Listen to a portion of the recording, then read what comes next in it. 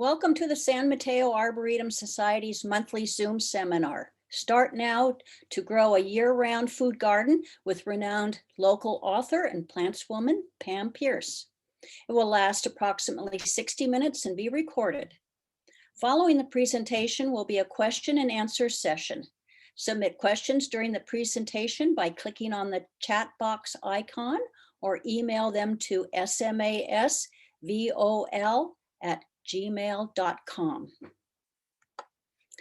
A few days after the presentation, you will be emailed a link to the recording and to an evaluation form to provide feedback. Before we start, a little information about what is happening at the Arboretum Society. Our nursery in San Mateo Central Park is open 11 to 2 on Saturdays and Sundays. Enter the north gate. Payment is by credit or debit card and Apple Pay. No cash is accepted. We are monitoring the COVID situation and following all safety protocols. Check our website, sanmateoarboretum.org, or call 650-579-0536, extension 2 for up-to-date information. While you are in Central Park, visit the Rose Garden, Butterfly Hummingbird, and our new Sun and Shade demonstration gardens.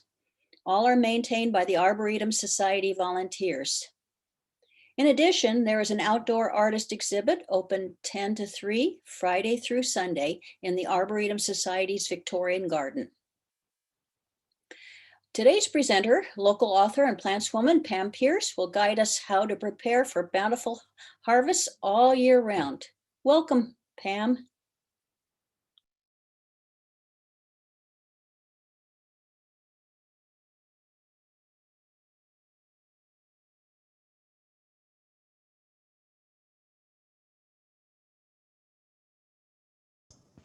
Pam, unmute. You're muted.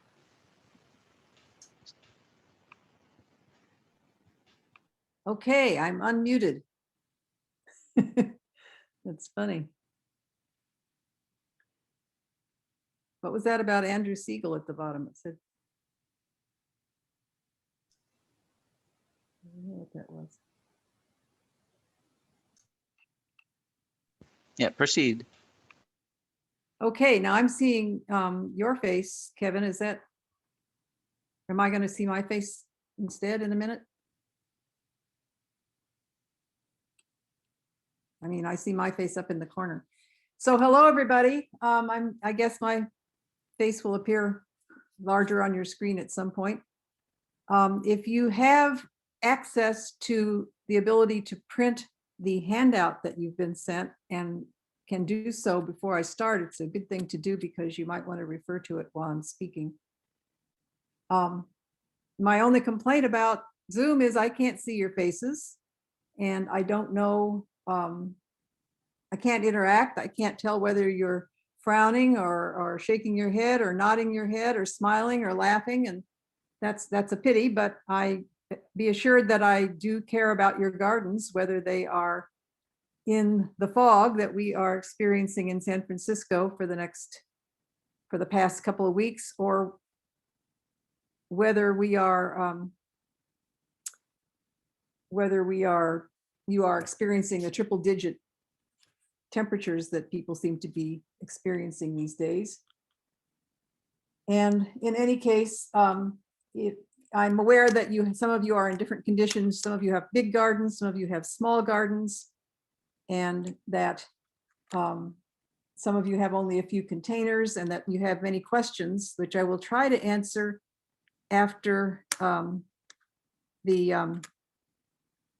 says down here that the host has turned off the video. Is that true? What's going on? Anyway, I will try to answer as many questions as I can, and also after the talk, and be aware that you can ask me questions through my column and through my blog. And there I am, okay. I wanted to tell you just a little bit about where you might hear or read about what I write when I'm not speaking to you. So let me tell you that, because I can only cover a few topics today, and I want to be sure that you can find my upcoming events, that you can find the book, that you can find other information. So I wanted to tell you that I write a column for the San Francisco Chronicle approximately once a month, and that the next one will be next Sunday on the 18th of July, and it will be about growing, about how to kill plants. It's how to kill weeds. So it's humorous, but it's about how it's something that we all have to do. And that I have a blog. That blog address is on the handouts that I gave you, so that's one thing that you can use the handout for. And I also have a website, pampeirce.com, which you have to be sure to spell correctly, put the E before the I. And if you do that, you will find the blog, the website, and you will find that there's a link to my blog, so you can go that way as well. And I had many, many, many interesting subjects on the blog about gardening, there's recipes, there's vegetables, there's ornamentals, there's a lot of stuff, a lot of good photographs there for you to look at. So the third edition of Golden Gate Gardening, which I have, you'll be seeing in the first slide of the slideshow, but here it is. And it's all backwards, right, for you? Okay. But it's available at many bookstores and at nurseries. And the new edition, which is the third edition, which was published in 2010, has 4 calendars in it, 2 for San Francisco, Eastern San Francisco, Berkeley. There's one for the coastal area, the western part of San Francisco and Pacifica and Western Marin and really foggy places. Then there's one for sunnier places, which includes Eastern San Francisco, Berkeley, Oakland, anything that the coastal fog ever touches. And then there are 2 other calendars in that edition, one for areas like Walnut Creek and one for areas like San Jose. So it's very helpful, and it has in it soil information, watering, pest management, a new essay on learning to eat from your garden, planting calendars, and a lot of good stuff. So if you have the first edition, which has a green cover, I highly recommend that you replace it so that you can get the new information. So in our Bay Area food gardens, as we head into the second half of the year, we can not only extend our growing season, but create a continuous year-round harvest for the full year. Fresh garden produce every month of the year. Different crops for different seasons, of course, but our harvests are COVID-proof, they are inflation-proof, and they are often brought to the table only a few minutes before they were growing in our gardens. We know what conditions they grew in, so it's a lot of fun to have them. I recently read a Facebook comment from a woman who said that in California, you can plant anything, anytime. And this is not quite true. It is true in the sense that the ground isn't frozen in the winter, I suppose. But if you are trying to grow food and you want good production, it's simply not true. We know that if we raise a food garden, that sometimes will work better than others. And so I'm going to tell you based on years of experience, the best advice for the best crops, the best planting times in our region for the rest of the year, for the months between midsummer and early spring. And the key to understanding our garden is to know that we have a Mediterranean climate. This is a climate with mild winters. It has rain. What rain we have is in the winter, and then it has a dry summer. And much of what we plant in the second half of the year was developed from wild plants that grew in the Mediterranean, around the Mediterranean Sea.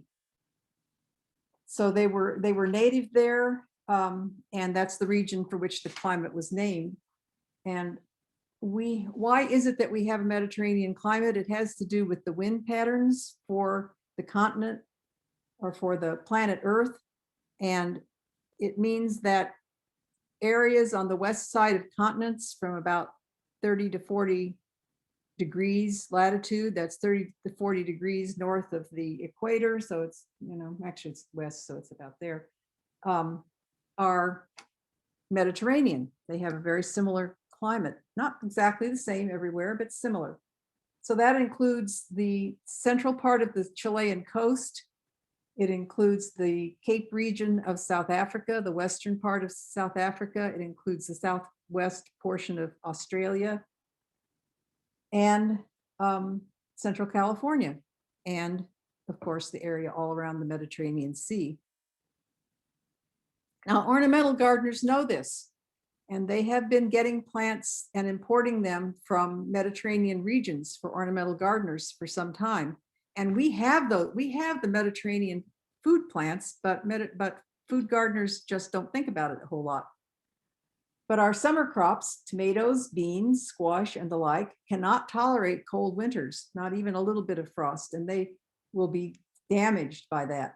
So even our mild winters are too cold. But the crops that we can plant from now into spring, those are different. So many are from that Mediterranean land where historically and even prehistorically their ancestors dropped seed, which began to grow as the rains began to fall in the autumn, and they grew during the winter and set seed either in the late fall or the following year. So that's their adaptation. Now, if we live near enough the coast where the weather is cool, we can grow those same crops in the summertime too. But inland, they become fall, winter crops. So they can tolerate cold weather. They can even take a little bit of frost. If they couldn't, they could never have developed where they developed. So how do we figure out when to plant them? We want to put them in early enough that they have a chance to grow large before the really cold, well, our mild winters are still fairly chilly. We don't want that chilly weather to slow their growth. Now, it won't hurt them, won't kill them, but it will slow their growth. And we want them to get big so that we can either eat them in the late autumn when they reach full size, or we can leave them there for a month or two and eat them as we need them, which is also a nice thing to be able to do because we don't want to have to eat everything all at once. So because we want them to get big, as big as possible, we will be giving them, as have farmers in the Mediterranean area for eons, extra fertilizer. We'll be giving them extra water before the rains start. So we'll be planting them before the rains start, which is not their natural habit, but we'll plant them a little earlier so that they can get a little bit bigger. And we'll be adding fertility to the soil so that they can grow as big as possible. And sometimes we plant seeds even as early as June or July and grow them indoors for a while so that we can plant them out later so that we get that maximum size. And when we're choosing a planting date, we also want to consider whether the fall temperatures are warm or whether they're hot or whether they're cooler. So that, for example, if we are planting carrots near the coast because we want them to mature in fall, it's not the only time you can plant carrots, but if you're planting them to mature into fall, and you live near the coast where it's cool and foggy a lot, you'll probably want to plant them in July. Whereas if you live inland where it's very warm into the fall, you can plant them in August or even September, and they'll have so much help from the warmth that they'll grow faster and it's okay, won't hurt.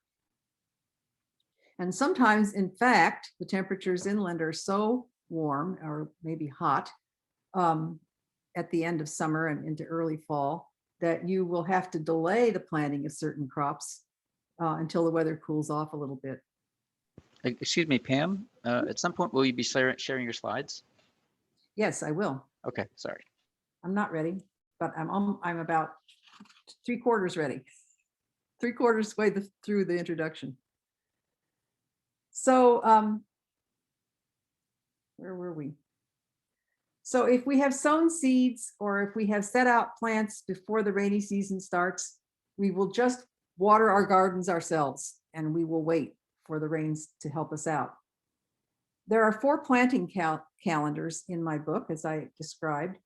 And I provided a handout for today's talk that highlights some of the best times and tips for growing in the colder half of the year. And before we start to look at some pictures and see what you can grow in, I should also say that because of our hilly land in the Bay Area and because of details of your specific garden, exactly when you should grow certain crops may be slightly different than predicted by your general location. So we will always have a bit of room for experiment. So you might, and then the years vary a little too. So you might think, oh, I'm using the calendar for Walnut Creek, and then you find out it's not quite right for my particular garden. So then you can experiment and learn something. So now we're going to look at slides. We're going to look at some of the crops we can grow between now and fall, as well as into the fall, and find out that there's actually quite a few. And I should tell you that the value of the garden photos that you're going to see is that I took them in San Francisco, showing mostly in San Francisco, but they're in the Bay Area, and they show plants growing in the seasons I recommend, which makes them living proof that it can be done. So they're not just, photos taken from Wikipedia or something. Okay, now I'm going to share my slides with you.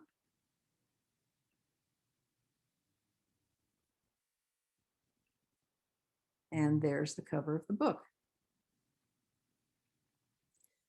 So we're going to go through these. This is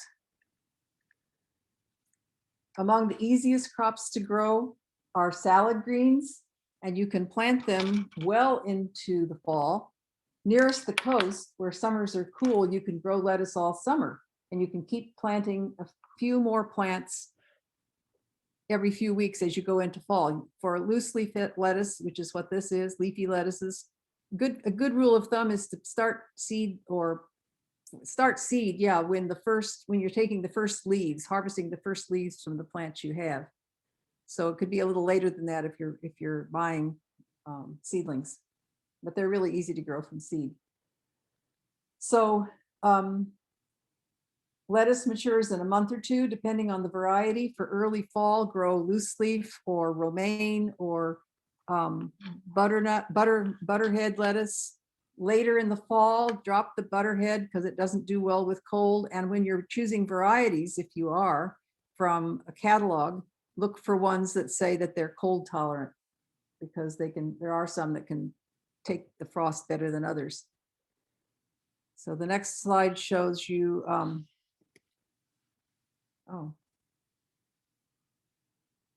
okay. I just learned that I can only do it by the arrows. This shows flashy butter oak, which is an open pollinated variety. I think some of the new seed companies like High Mowing will sell this. It's one of the varieties. There are breeders now who are they're like new heirlooms. They're varieties that are bred that are open pollinated, and they are new varieties, but they're like the old heirlooms in that they're open pollinated, so I can save seed, and I do from year to year, and it's a wonderful variety. It doesn't get bitter even when it's going to seed or in warm weather. Another approach to growing salad green is to grow mesclun. The idea is to sow seeds close together, and when the plants are about 4 to 6 inches tall, cut them. As you can see in the corner here, there's someone cutting some greens a ½ inch to 1 inch from the ground, and you should be able to repeat that 2 or 3 times. This is one that has some lettuce in it, and if you look closely, it has in it some, I don't know if does my arrow come into there? There's lettuce, there's a red mustard in there. This is tatsoi, which is one of the Asian greens, which is one of the ones that takes cold very well and that snails don't like much. This is Mizuna. It's a Japanese variety of mustard. There's some arugula in there. So it's a mixture, but a mesclun could be just mixed lettuce, or it could be just spicy greens, or it could be, as this one is, a combination of the two. And you can even buy mescluns that are only greens intended for stir frying, for cooking. one warning I would say if you're growing mesclun is to grow it in a container if you're not real sure you know all of your weeds, because you don't want to have weeds being cut with the vegetables and accidentally eating something that's not edible. I like to grow it in a box, which is about 8 inches deep, and it's about 1.5 by 1.5 feet, so it's got a nice big surface, and grow it in container mix. Here is arugula, which is a trendy green, often advertised as expensive for a salad in a restaurant, but actually it's one of the easiest things you can grow. Here it is in the garden in San Francisco in the winter. And here, this highlights the point that I'm making, that these are Mediterranean plants. I took this picture in Granada, Spain in December. I was looking everywhere for arugula, and there it was, sure enough, on the University of Granada campus. It was showing how well it handles the winter there. It actually snowed a little bit that year, and not very much, but it was enough to show how hardy this arugula is. It's one of the plants in the mesclun you just saw, and in the near the coast you can plant it as late as October, and it'll grow like a weed. Some people don't like the flavor of raw arugula, and for those of you who grow lots of arugula and want to know what to do with it all, I should tell you that it makes a marvelous cooked green. And here it is in a recipe that I've created, which shows it with feta and Parmesan, and that I've blended into with some water and mashed it in a flat bowl with a fork. Now, the feta has been mixed with water and blended into a kind of a creamy substance, and then poured onto the sauteed greens, sauteed onions and arugula, and then add the Parmesan, add the raviolis and some Parmesan, and it's quite delicious. And arugula does not have the typical arugula flavor when it's cooked. It becomes just a mild green. You can plant small rooted radishes in late summer to fall, and you can plant them again in February and March. And the reason I only plant them when it's really cool really cold out, is that the root maggot that will also attack turnips and cole crops, other members of the mustard family, will burrow into it, and they're pretty disgusting. So I only plant that rather late or rather early.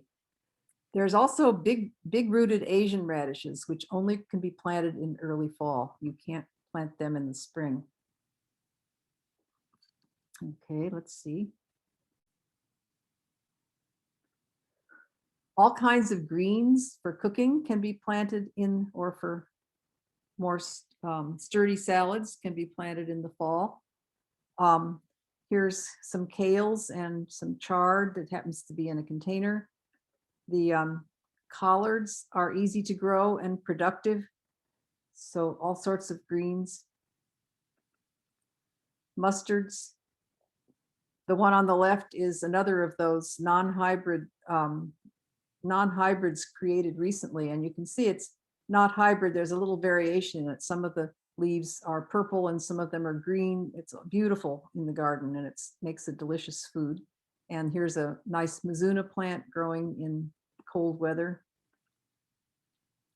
I use mustard greens to make this dish, which is in Golden Gate Gardening. It's Asian noodles with sauteed mustards and tofu with some soy sauce and some sesame oil, and it's an extremely delicious and satisfying meal. And here's some chard. I grew a lot of chard when I first came to the city, and I got kind of sick of it and stopped eating it for a while, and then I developed some recipes. So this one has onion and chard, and it has microwave chard stems. So I sauteed the greens and then added back in the microwave stems, and lots of olive oil and some salt and pepper and pine nuts, and it's very delicious.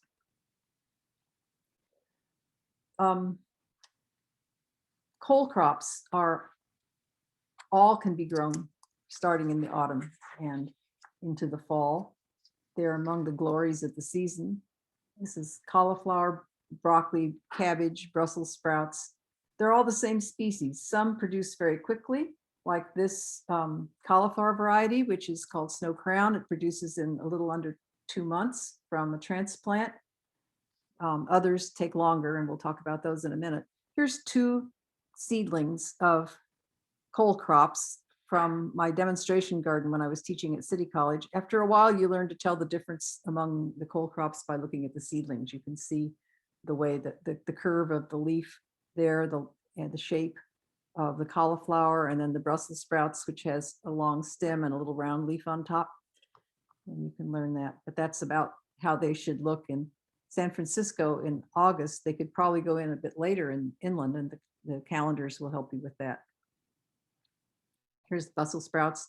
Brussels sprouts grow best into autumn because they just don't like growing when the days are getting longer. You really shouldn't start seed until they really want to start after the longest day of the year. So from now for a month, another month or so is time to start that. And you don't want to wait till too late, because you want to eat them in the fall, the late fall, the winter. So I was saying that some of these are varieties that do have longer seasons. They take longer to produce. And what these are crops that were developed in the Mediterranean area for overwintering. Now, the people in the rest of America have never seen them because their winters are so cold that they're just dead. That's it, or much of the country. But we see them, and in fact can grow them. And January King is a treasure for our region, and all the way up into Vancouver. So there's companies that sell seed that are all up the coast that will sell you these overwintering varieties. Anytime you see a variety of a cole crop that's rated at 120 days or more, you can be pretty sure that it was intended to be an overwintering one. Breeders made fast crops largely for the American climate, because they have to get them in the late summer and out before it's too cold. We don't have to do that, so we can put these out into the garden and just let them sit there, and then it's this beautiful. This is like art in the garden. This January King cabbage. There's another overwintering one. That's purple sprouting broccoli. Huge plants.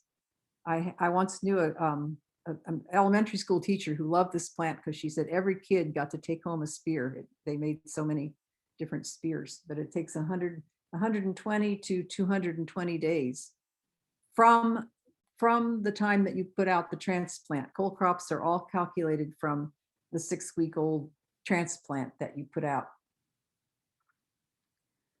So I put in these pictures to give you some idea of how to enliven winter salads. There's the color in the one on the left comes from the stems of red Swiss chard. I call it vegetable confetti, and from purple cabbage. And here on the right, we have the flowers there are from a wild onion, and then the red lacy mustard greens are another way to add color in the winter. You can plant all kinds of root crops to mature into fall. They won't get bigger after sometime in November, so you want to give them an early start, July through September, depending on your microclimate. And remember that you need to sow seed for these crops. You need to sow it in place. You can't buy a transplant for beets or turnips and have it succeed. Or carrots. I've seen people actually growing carrots in pots, in flats, and then transplanting it. It'll work. The plant will survive, but it will not make a good root. Roasting is a good way to cook all kinds of root vegetables, rolling them in a little olive oil and cooked in a hot oven. In this recipe, I used homegrown carrots and a parsnip with purchased onion, garlic, and potatoes. Beets make a good roast too. but they color other vegetables, so I would usually do them alone. And here is a chocolate beet snacking cake, which I really like. It has a kind of a reddish color, but no one can guess what's in it. You can make it with carrot or zucchini as well, but it's delicious with beets in the winter time. And here is Florence Fennel, which isn't really a root crop, but we call it that since the part we eat is a bulb, really. It's happiest grown in late summer. We call it a bulb, but really it's not a bulb, it's not a root, it's the bases of the stems. It's happiest grown in late summer to mature into fall, but if you read the catalogs, you'll see that some of them can be planted in early spring to grow in the spring. And as you can see from this photo, the best production is from plants that are not planted too closely together. Also important is well-fertilized soil and enough water and the right variety. So the plant that we see growing wild, and we call it anise, it's really a fennel. It's invaded California from the Mediterranean where it is native. And it is edible, but it doesn't make a very good bulb. Chefs harvest just the pollen from large stands of it. And my father used to eat the seeds. They're just as good as the domestic fennel. By the way, fennel, like arugula, is a very mild flavored vegetable when it's cooked. So you can slice it thinly, and it's good in soup, or it's good roasted, or you can put it in a skillet and saute it in oil or butter, add a tiny bit of sugar, keep sauteing it, then add a little chicken broth and cook it until it's like a half a cup for a big bulb, and then cook it down until it's almost gone, and then add a little lemon juice, add some salt before you serve it, add a little lemon juice, and it's quite good. So as we reach winter, there are some things that we have to talk about that are conditions that aren't favorable. Here's what happened when I planted carrots that in the part of my garden that goes into shade by September, and I didn't get them in fast enough. I have to plant carrots. I can't do a fall crop of carrots because it's shade. And what happened is that the lower part of the carrot root stopped growing, stopped filling in, and became pale. It wasn't making enough carotene, so that wasn't very good. And here's another condition that we have to look at, and that is that we can have frost. So here's some kale. We experienced 2 or 3 nights of some fairly stiff frost in San Francisco. But 2 weeks later, it popped right back. The red and white leaves are gone, but the rest of it is growing fine. So it set it back a little bit, but I should say about shade that I have been able to grow many herbs, and including parsley, and I can grow calendula, the edible flower, and I can grow arugula quite nicely in shade, but there's not you need 4 to 6 hours, 4 hours of sunlight. And because the days are shorter and the shadows are longer, and you need to choose the sunniest part of your garden to be going through the winter. So there's so there's some things that you can plant in the fall for harvest much later, and one of them is garlic. You plant it in October or November, and it's good to buy it at a nursery, so you're sure that you're not introducing any pests or diseases. You leave it in the ground, you stop watering it when you see that the lower leaves are starting to turn brown in June, and you harvested it about the end of June. It's important also to water it less later, because otherwise it can encourage diseases. And you should be sure to buy your garlic in October, because they run out. And you could plant it in February, but chances are you won't find it to purchase in time to plant it in February. Okay, so fava beans, there's a couple of crops that you can plant either in fall or in February, and one of them is fava beans. You can what I eat, you can eat the flowers. Actually, they're bean flavored. They're very stylish, black and white. The pods before they fill out is what I eat, when they don't even have beans in them yet. And I cook them with a little, roll them in a little olive oil and add salt, cook them at 450 for about 25 minutes until they've begun to brown a little bit, and they are wonderfully delicious. Snap peas are also good to plant either in San Francisco in November or in February. You would want to plant them a little earlier, like in September if you were inland. I grow mainly snap peas. I really like this Cascadia. It's succulent, and I let the pods get really fat. When you buy them, they're not as fat as they ought to be, because the peas, you'll be able to tell the peas eventually start to get starchy, but when you grow them in your garden, you can let them grow longer than the ones you buy in the grocery, and they are fat and juicy and very sweet.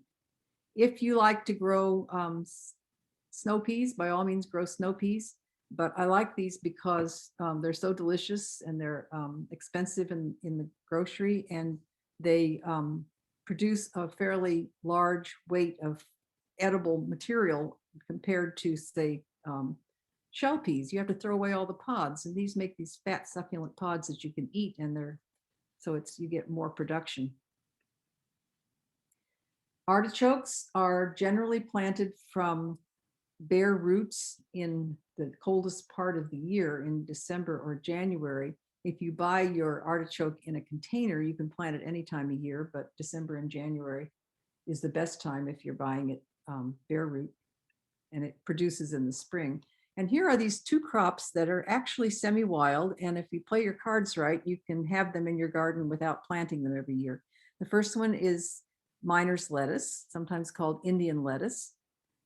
It is a succulent, mild green, good for salads, that begins, it used to begin to do this around November, and by December you were able to get a few larger leaves. It's been doing it somewhat later. The seeds have been coming up somewhat later. So I suspect that it's climate change that's causing that to happen. But once it's up, it will make a nice large plant if it's got good soil, and if it rains a little bit, and you will be able to harvest both the early spatulate leaves and the later round leaves. And it'll die back around April, something like that. You can buy seeds for this, or you can go out around April and take whole plants and bring them home and throw them down on a big piece of newspaper, opened up and spread around, because the seeds will kind of pop out, and you can save the seeds. They're little shiny black seeds, and plant them the next October when the rains start, and hopefully continue to have this every year. The other plant that is semi-wild, it's quite wild, is the wild onion, Allium triquetrum. It's important to identify it correctly. You notice that there's kind of a little ridge that runs down the backs of the leaves, the undersides of the leaves. The flower stems are triangular. That's where the tri comes from in triquetrum. But it's a perfectly good green onion. And like the miner's lettuce, it comes up in December and it dies back in April. So you can eat all parts of the plant. You can eat it like a green onion and except the root. I wouldn't eat the root, but you can eat the green onion, the leaves, the flowers. You can even wait until it dies back and dig up the little bulbs and eat them, but you wouldn't want to eat all of them, because then you wouldn't have it next year. And you can go out, and if you can identify a stand of it this winter, you can go out next spring and take some bulbs. They're shallowly buried, and bring them home and put them in your garden, and you will have this. If you have it as a weed, by all means eat it. Go after it where you don't want it, and transplant what you do want into a confined area and eat it. Remember that it needs to smell like onion, or don't eat it, because there are some wild plants that don't smell like onion but kind of look like it, that are not, and are toxic. But if it smells like onion, it's an onion. Here it is being cut up with mushrooms to make a sauce to go with some fish to bake in a baked dish. Or here it is in a cook pot with some parsley and a bay leaf and some herbs. If you are not vegetarian, maybe some chicken bones or something like that, and then strain the whole thing so that you're just saving the broth and use it for a basis for soup. Now we come to the secret season, which is January through March.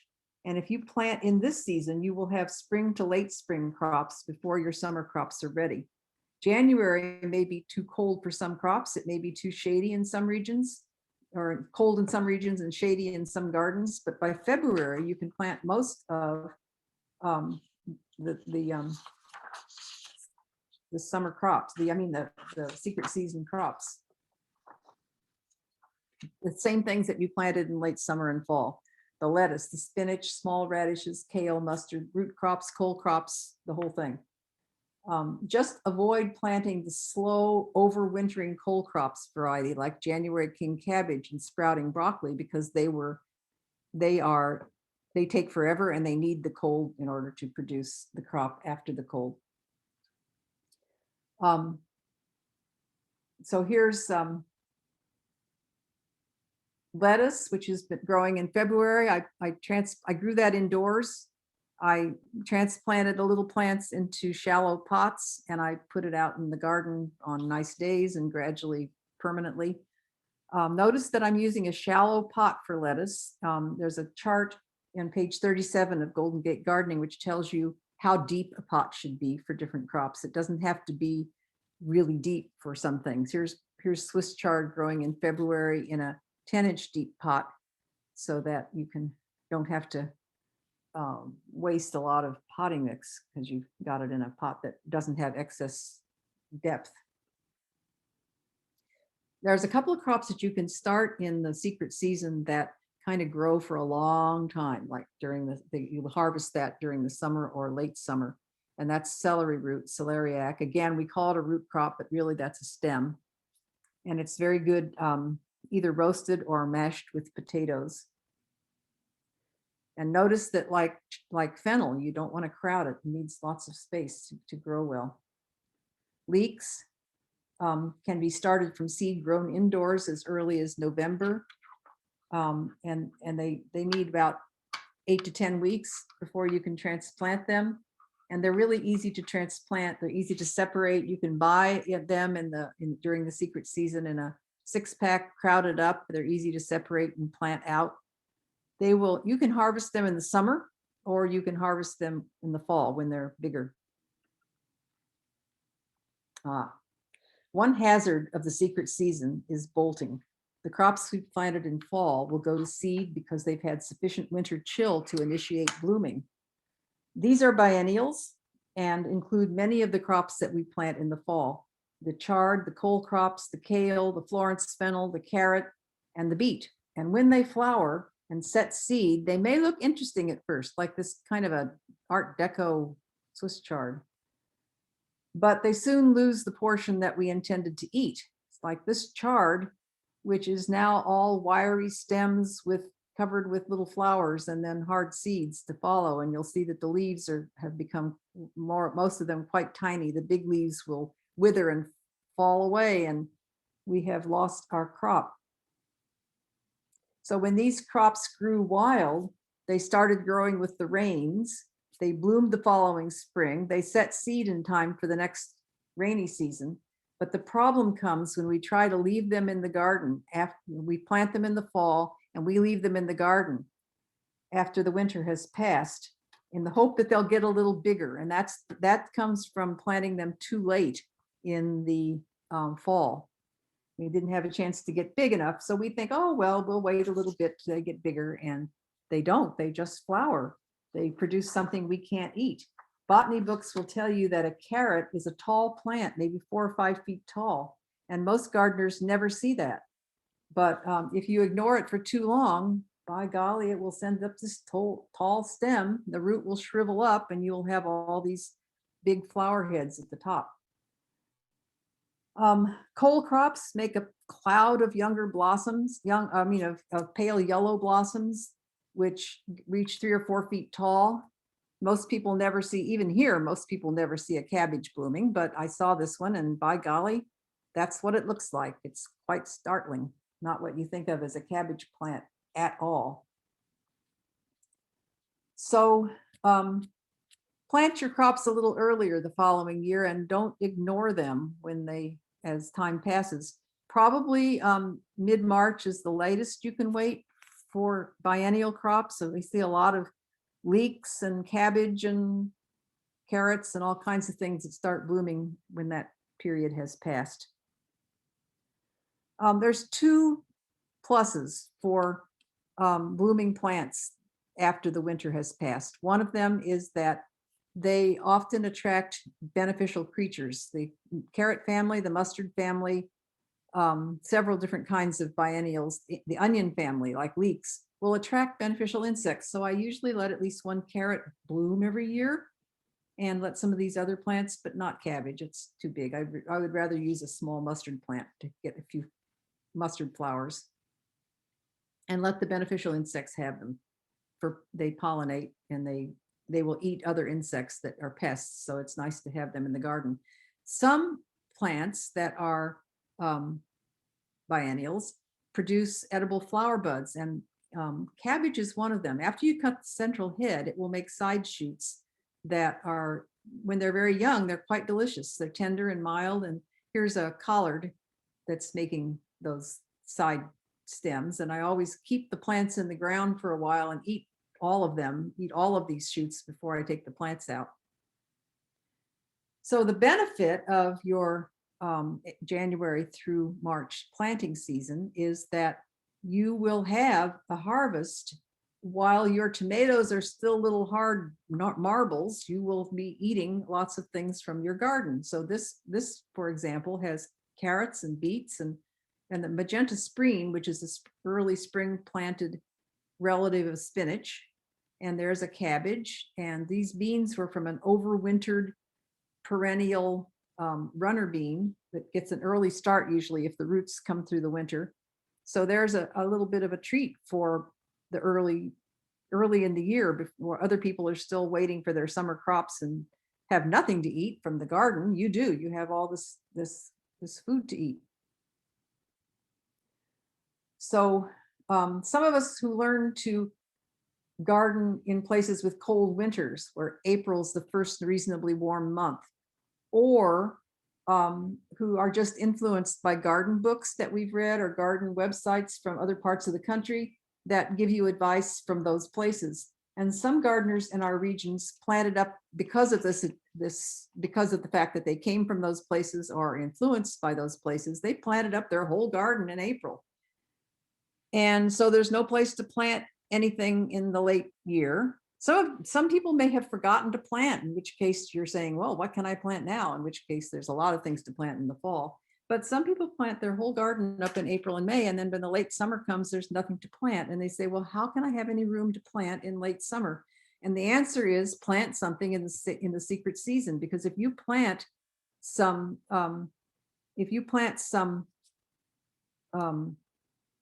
secret season crops, they will be out of the garden by June, July, and then you'll have space to plant your fall crops, your late summer and fall crops.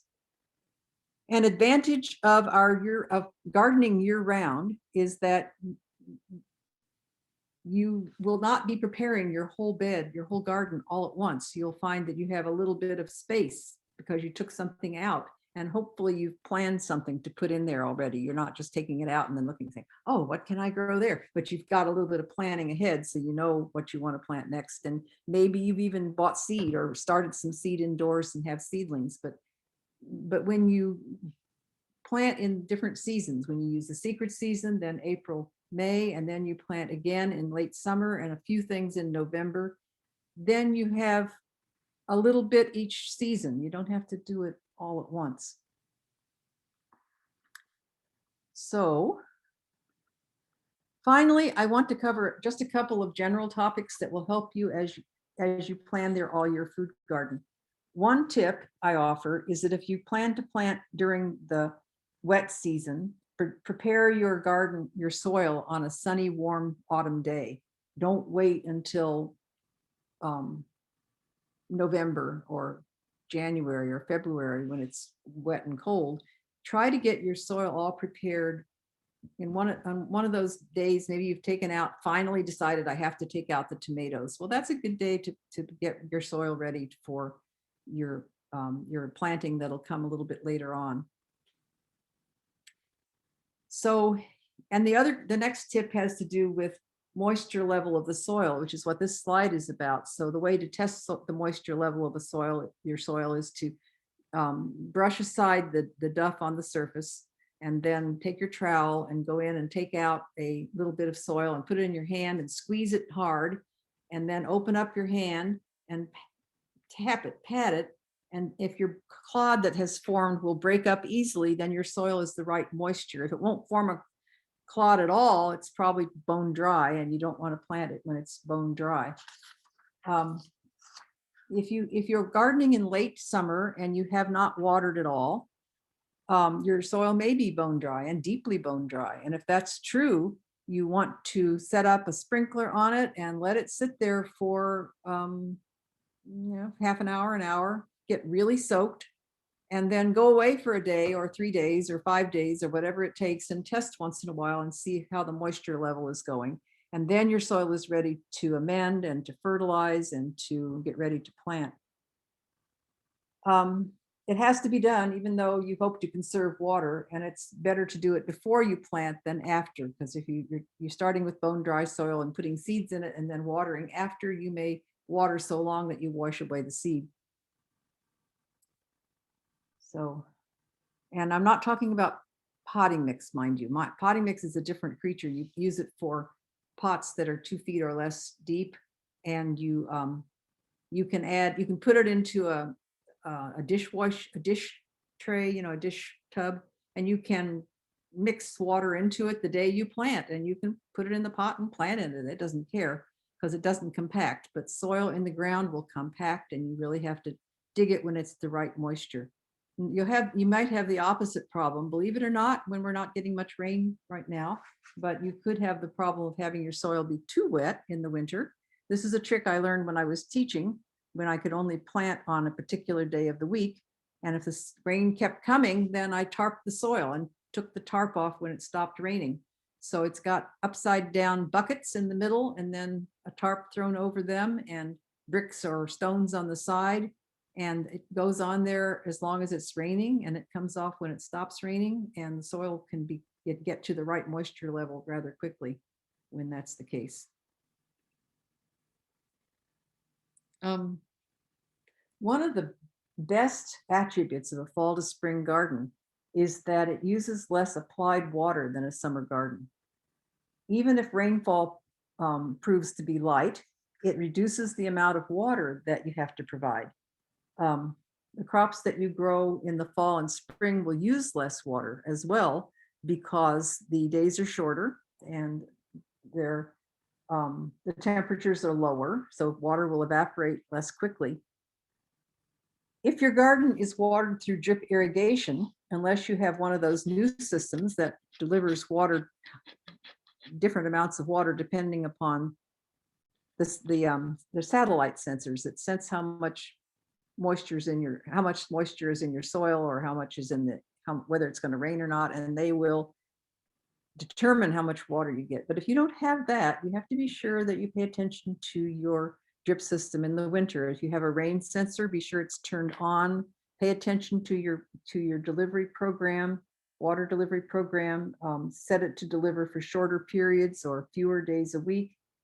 And be sure that in any case, when you have a drip irrigation system, that you are paying enough attention to know when the battery is gone, because I have been called to a garden, and my services as a gardener, which I did briefly for a couple of years, my services as a gardener on that day was to go online and find the manual for the drip irrigation system and find out how to change the battery.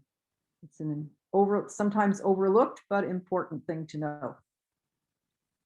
So remember, as we head into fall, that it's important to get crops going before the rain starts, since we're tricking them in a way to grow bigger than they would as wild plants before the cold weather slows their growth.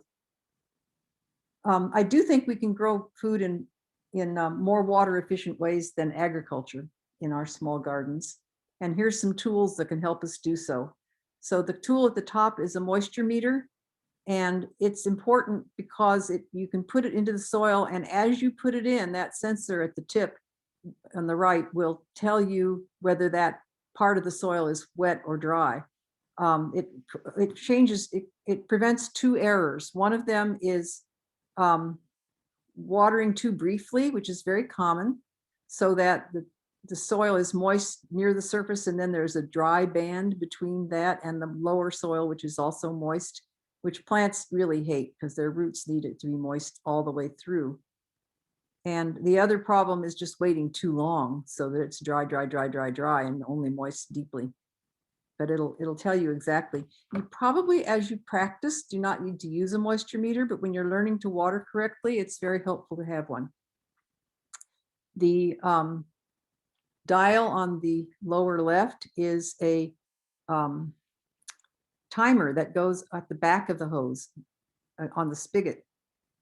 It's very helpful because you can just screw it on there, screw your hose onto, screw that black end onto the faucet, the gray end at the right onto your hose, and set the timer for X minutes and let the plants get watered. And then it'll turn off. So you will never forget again to turn off the hose. The red sprinkler on the right is a little hose end sprinkler. Many people use sprinklers that go on the end of a hose and you squeeze them and the water shoots out. And this is not a good idea because really you should be watering a fairly long time, like 15 minutes when the soil is ready to be watered. And if you do that if you stand there with a hose that you're squeezing, you will get bored, your hand will get tired, you won't do it. And then you will be watering too little too often. And that is a waste of water because that surface water is constantly evaporating. What you want to do is water a longer time, like 15 minutes at a time, and then go away for maybe a week or so, depending upon whether it's sunny or cloudy, what time of year it is, and come back and water again when the upper inch of soil is dry. And only then. And this little sprinkler or a soaker hose, something like that, that's passive, that you don't have to hold to create the water, is much more effective. Here it is, and even if you have drip, you will want to put a sprinkler onto seed beds or transplants that you just transplanted. And this little passive sprinkler will do the trick. And finally, food gardening gets us outside among the flowers, listening to bird song. It gives us exercise. It lets us harvest fresh produce. And as we enter midsummer, a little planning can extend the pleasures of gardening to every month of the year. And I wish you many years of good food from your garden, sunshine, flowers, and bird song. That's it. Thank you. Okay. Thank you. Thank you, Pam, for that excellent presentation and wonderful photos. We do have quite a few questions here. There's one of the first ones was asking about the handout. The handout was, pardon me, there's a timer I had. The handout was a PDF document that was on our Zoom link. We can send that out again when we send out the recording.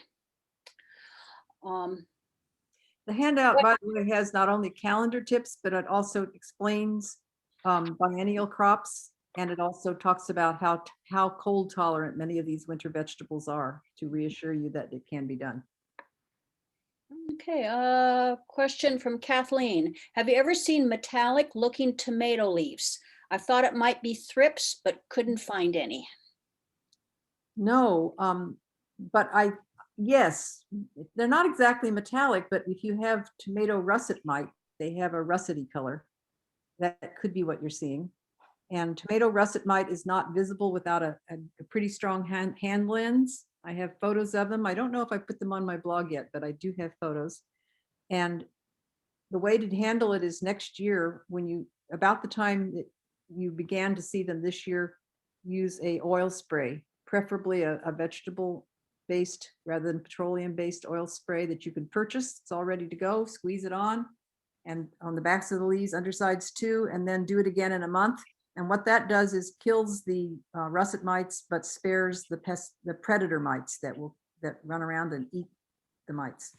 That's my guess. Okay, Chloe asks, the vole population in my yard is exploding. I have most plants in gopher cages, but the rodents are cutting off my squash leaves at night. Do you recommend trapping them? I think they're protected. I think voles or meadow mice are a protected species. I just tell you that. The Gardener's Supply, which is at gardeners.com, sells all kinds of protective cages. And people who live where there are a lot of animal pests sometimes find that they can only grow vegetables with protective cages. You can get little individual plant cages. You can get walk-in cages, all kinds of things. And I think probably a lot of people give up too soon. They should try that. I love barriers. Good suggestion. Okay, what does open pollinated mean? It means it's not a hybrid.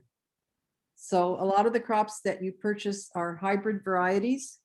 They are produced, you should say F1 hybrid, meaning it's the first filial generation. A hybrid is a plant that was grown from two parents, each of which came from a field of identical plants that had traits that when you combine them, give you a really good crop. But because the genes that are really good in this parent and the genes that are really good in that parent are dominant, and when you cross them, by golly, you get those genes.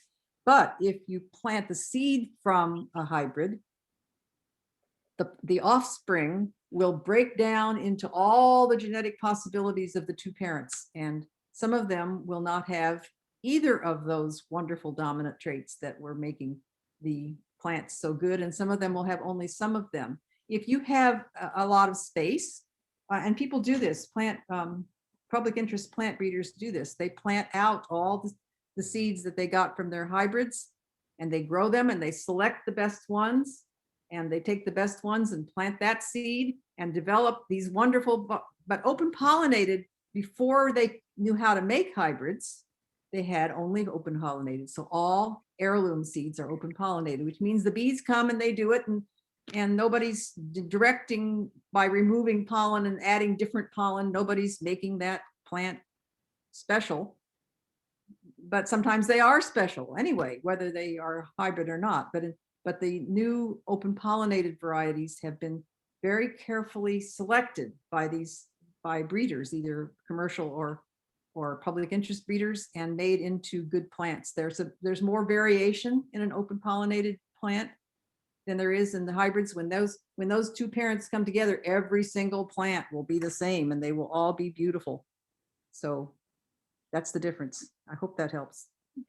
Oh, so Carol recommends Wild Garden Seeds. They sell seeds developed by High Mowing Seed Company. Yeah. Okay. Yeah, there's a few good ones. And I have in the back of Golden Gate Gardening, there is a list of seed catalogs. Some of the newest ones are not there yet. I'm planning to add them, but High Mowing isn't there yet. Adaptive Seeds is another one, but Territorial Seeds, West Coast Seeds in Vancouver, Nichols Garden Nursery, even Johnny's Seeds. Johnny's is in the east, but they are very good about carrying resistant varieties. So they carry a lot of varieties that resist disease. And that is very helpful, or even insects, because we rather than using a pesticide, we'd like a resistant variety would certainly be preferable. So speaking of your book, the third edition, is that available yet, or? Yes, the third edition is the one that's available. Okay, It was just reprinted. There should be plenty of them on the market. great. From a local bookstore or nursery if you can. They carry, a lot of places carry them, and it's best to buy them from an independent local company that needs your business. Absolutely. Sapna says, for whatever reason, the only greens that grow in Foster City is mustard greens for me, even in new organic soil. Well, I don't know why that would be so. Because you haven't told me what happens with the other greens, so I can't be sure, but or what time of year you tried them. Mustard is a fast crop. But I would assume it would need a fairly high fertility, so fertility shouldn't be your problem. Time of year to plant them could be a problem. I just don't know. You'll have to, I need to know more. So maybe she'll post another chat. You can post it in the chat, or you can send me a message through my blog or a website, and I will talk to you. Very good. Jordan asks, when you say plant, do you mean sow or transplant, or both? Depends on what crop. The planting charts in Golden Gate Gardening and I think the handout does also. If it's a transplant, then you need to know how many weeks it takes to grow it indoors before you plant it. And let's see, recording started up again and stopped, and I don't know why. Okay, so page 37 in Golden Gate Gardening suggests an 18-inch or deeper pot for Brussels sprouts, and I would probably put one per pot, 18 to 24 inches deep. So yeah, with a good sized pot. It's a big plant, and be sure that you give it lots of fertility and water, and plant it after the longest day of the year. Plant out your little transplant in July or later. Having that container information, I think, is very valuable. So many people have room for containers. I know. Okay. So Maria states, in my garden, things seem to survive but not grow. What could be causing this, and what might I do to help my vegetable starts thrive? I live near the College of San Mateo, so it is a little cooler and a little windy here. Well, I live where it's cool and windy, and it's usually a sign that your soil is not high quality. It doesn't have enough fertility. So to improve soil, you need to purchase bags or bulk in, or either way, compost or soil amendment should be the label. It's better not to dig potting mix or planting mix or container mix into your soil. It's better to get the bag that's labeled amendment, or you get more bang for your buck that way, or compost, and dig that in, and just spread everything on the surface at once. Some, a couple of inches of some kind of amendment, and some fertilizer, some chicken manure or worm compost, or a lot of people make their own compost, but they don't make high nitrogen compost. So you need to really make sure that the soil has a good nitrogen source, and chicken manure or worm castings will help. And then you might look into a boxed fertilizer that is for vegetables, and be sure you add some of that. But and then be sure you water it enough, and be sure it's not in shade, because plants need sunlight. They need a fair amount of sunlight. Those are things that I've found that will grow miniature plants. I've seen a lot of miniature plants. Yeah. Okay, Rosemary asks, if you plant in the different seasons, how and when do you replenish the soil?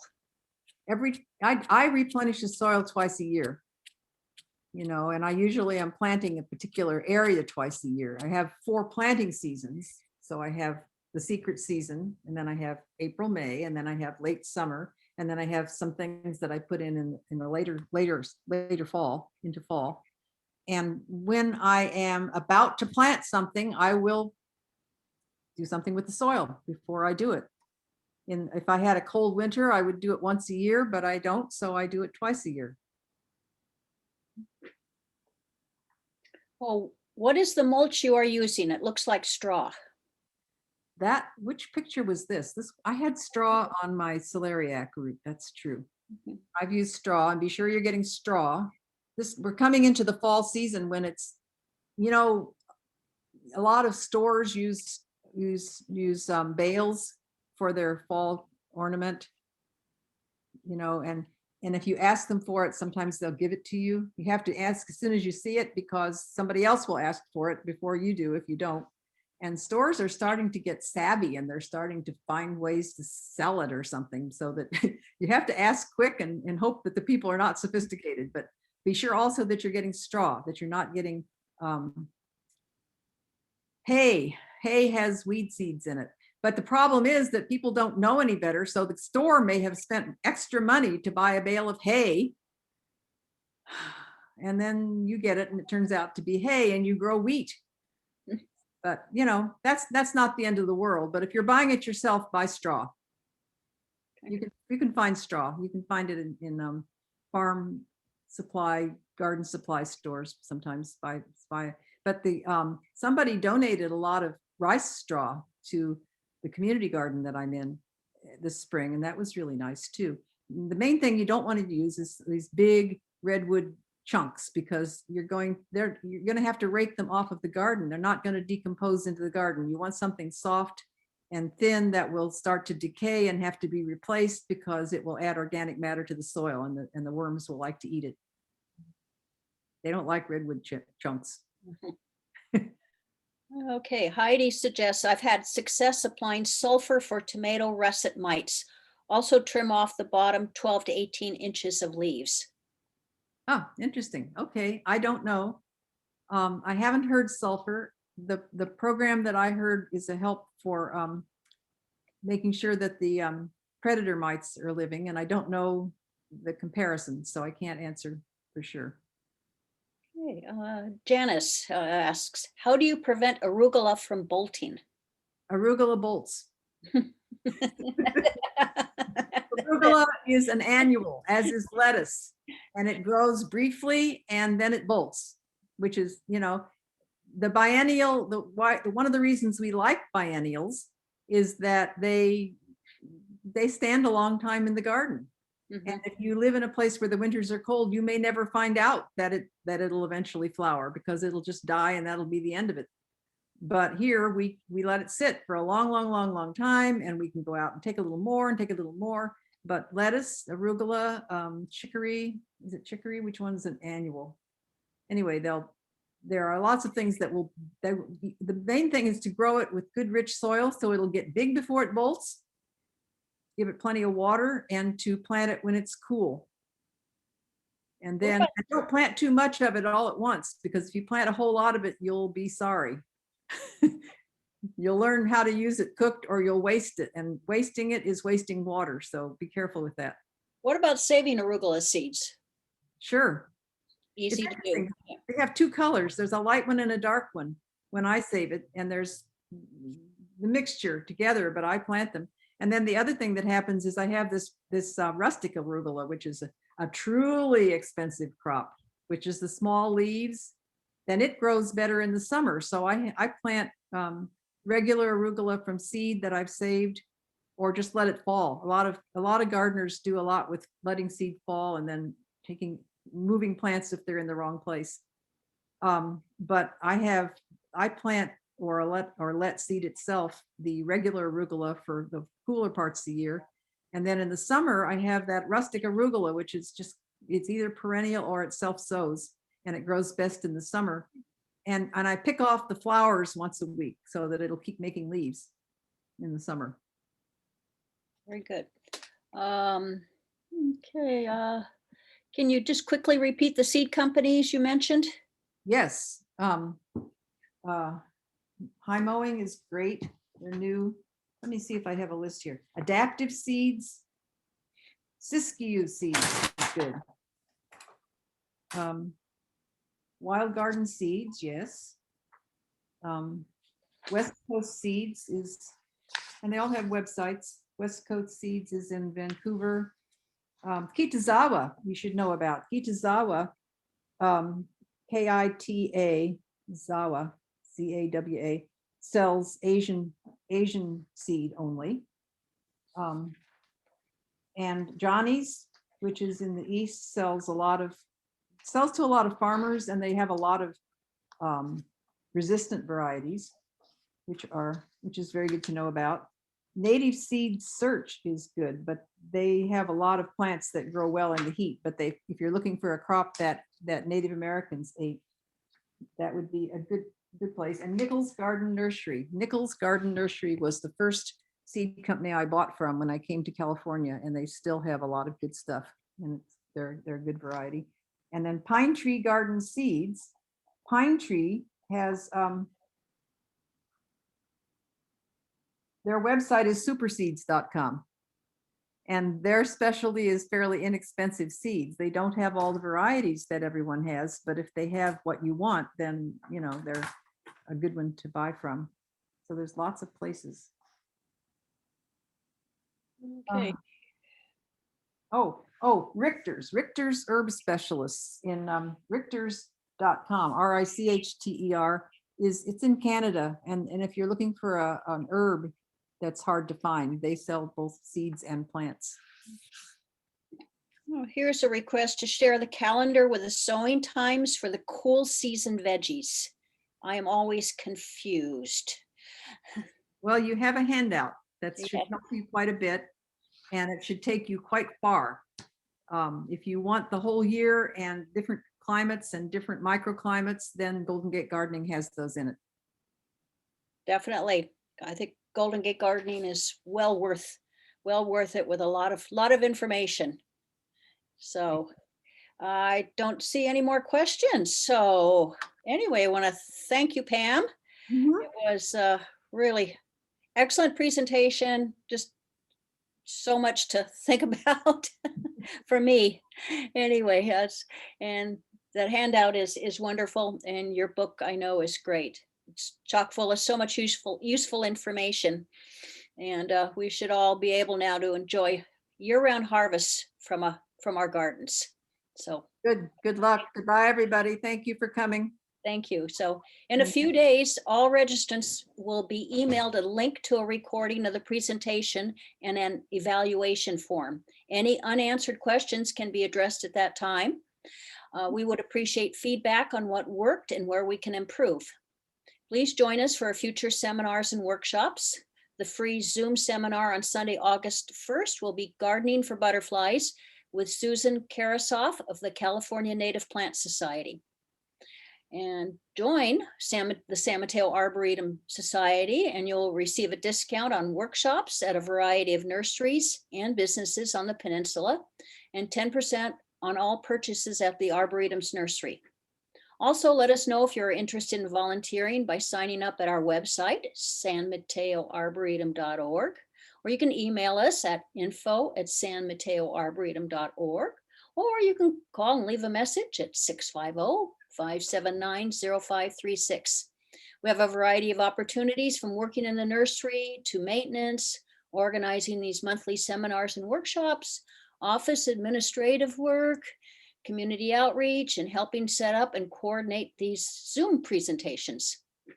So thank you again to Pam and to Kevin, our Zoom technical specialist, who is doing this from Pasadena today.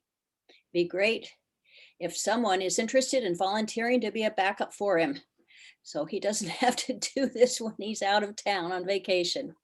So let us know if you are interested. Thank you to all of you for joining us today. The program is now finished. Okay.